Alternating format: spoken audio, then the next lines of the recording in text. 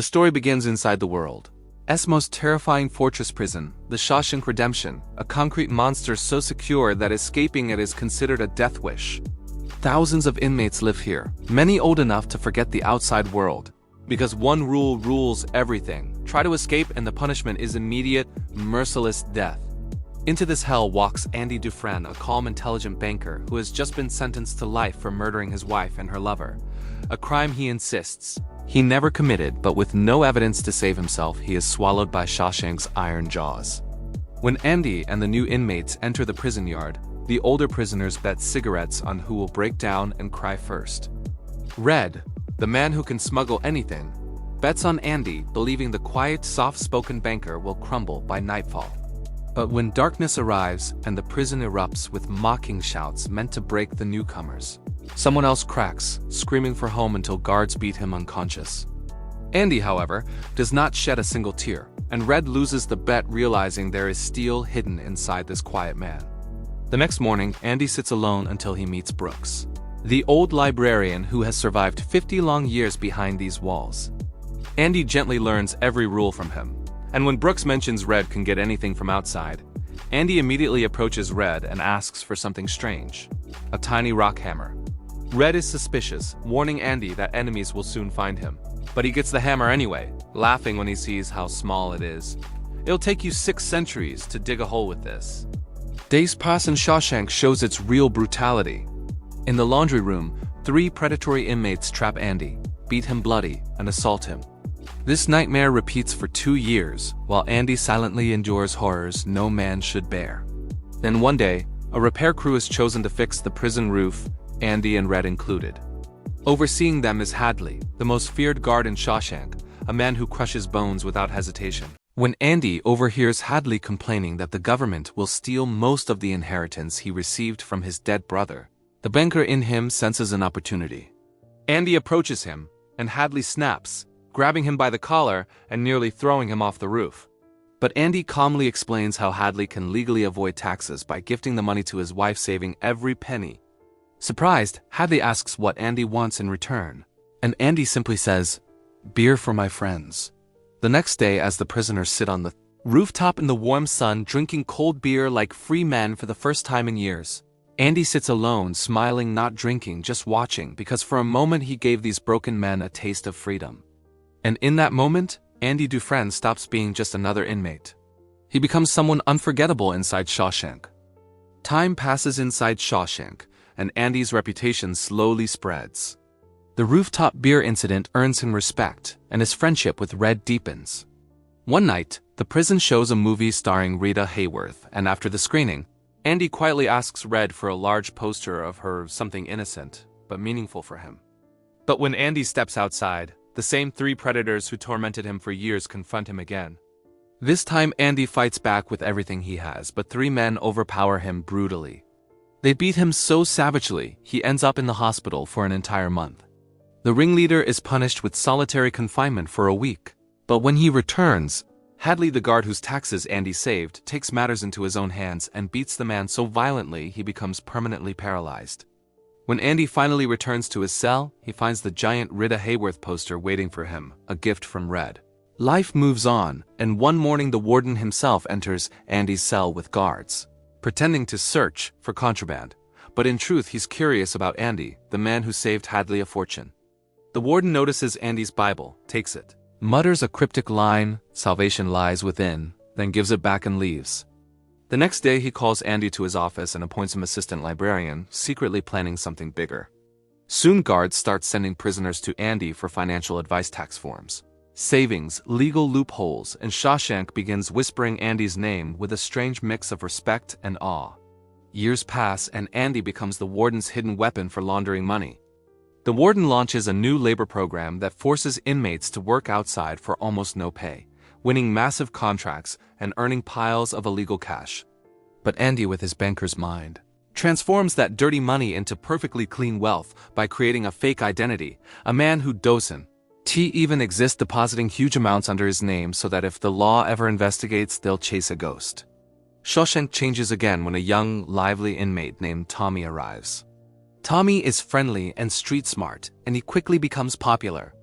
During one meal, he boasts about all the prisons he's been in because of his habit of stealing. Andy calmly advises him to give up crime, pointing out that getting caught every time means he isn't built for that life. Tommy respects Andy, but one day a memory hits him hard. He remembers an inmate from a previous prison bragging about killing a man and a woman who was married to a wealthy banker. Tommy suddenly realizes Andy might actually be innocent. Shocked, Tommy tells Red and Andy everything. For the first time in years, Andy feels a spark of hope and immediately goes to the warden, begging for a retrial. But the warden refuses coldly, deliberately, because Andy knows too much about his illegal money schemes. If Andy leaves Shawshank, the warden's entire empire will collapse. Andy swears he'll keep silent even after release, but the warden doesn't believe him. He throws Andy into solitary confinement for screaming at him, then goes straight to Tommy. With a chilling calmness, the warden confirms Tommy's story and asks if he would testify in court. Tommy proudly says yes, so the warden signals a guard. Shots echo in the prison yard. Tommy is murdered on the spot. The warden later lies to Andy, saying Tommy tried to escape. Andy instantly understands the truth. Tommy died for speaking the truth. Broken but furious, Andy tells the warden he will never do his dirty work again. The warden simply smiles and says, "You'll do what I tell you, or I will turn this prison into hell for you." Then he orders guards to throw Andy into solitary for another month, 2 months of absolute darkness, cruelty, and silence. After suffering 2 months in the pitch-black torture chamber of solitary confinement, Andy finally steps back into the prison yard thinner, quieter, but with an unsettling calm in his eyes. Red notices something different, something dangerous, like Andy is holding a secret inside him. One evening, Andy asks Red a strange question. "Do you think you will ever get out of here?" Red, beaten down by 40 years of Shawshank's chains, says he might get out only when old age destroys his mind. Andy then speaks with a distant, dreamlike voice about a paradise in Mexico, a sunlit town by the ocean where the water is blue enough to break your heart. He says he wants to run a small hotel there, repair his boat, and live a life free from bars, locks, and lies. Then Andy looks directly at Red and asks him to promise something. If you ever get released, go to a field in Buxton. Under a tall oak tree at the base of a stone wall, you'll find a black volcanic rock. Dig underneath it. Something will be waiting for you. Red, confused and afraid Andy is losing his mind, warns him. Hope is a dangerous thing in a place like this. It'll drive a man insane. But Andy only smiles with a haunting calmness and walks away. That night, Red barely sleeps. Terrified Andy might kill himself. Morning comes. The cell doors open. Every prisoner steps out except Andy. For the first time in 20 years, Andy does not walk out of his cell. Guards rush to check on him and freeze. Andy is gone, completely vanished. Panic erupts across Shawshank. Sirens scream. Guards search every corner. The warden storms into Andy's cell, furious, demanding answers. He orders Red to be dragged in, accusing him of helping Andy escape. In blind rage, the warden snatches a rock from the floor and hurls it at the giant poster of Raquel Welch hanging on Andy's wall. But instead of bouncing off, the rock tears straight through it and disappears. Everyone goes silent. The warden slowly approaches, rips down the poster, and behind it is a tunnel.